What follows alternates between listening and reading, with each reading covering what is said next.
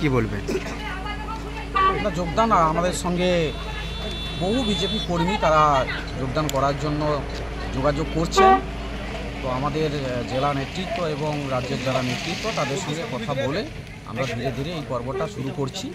কারণ বিজেপির যে অপশাসন এবং তাদের যে মিথ্যা প্রতিশ্রুতি ভাওতাটা মানুষ ধীরে ধীরে উপলব্ধি করেছেন, বুঝতে পারছেন। এই 2 বছরে পঞ্চায়েতে থেকে মানুষ উপলব্ধি করেছেন এবং এখনই আপনি গ্রামে গঞ্জে কান পাতলে শুনতে পাবেন যে আমরা ভুল করেছি, বিজেপিকে এই গ্রাম পঞ্চায়েতের ক্ষমতায় এনে আমরা ভুল করেছি। সেই ভুল শুধরে নেওয়ার জন্য 2026 সালের দিকে সবাই মুখিয়ে আছে। আজকের মোট কতজন যোগদান করলো এই সভাতে?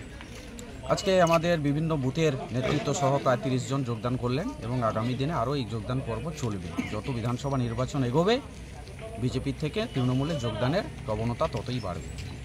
বলবেন? দেখুন, নন্দীগ্রাম তৃণমূল কংগ্রেস কয়েকজনকে ভাড়া করে রেখেছে, তাদেরকে বিভিন্ন স্টেজে নিয়ে গিয়ে এই যোগদানের নাটক করে। আর তৃণমূল কংগ্রেস এবং তার নেতারা যদি বাপের বেটা হয় তো মমতা ব্যানার্জিকে 26 সালে নন্দীগ্রামে আরেকবার দাঁড়াতে বলুন।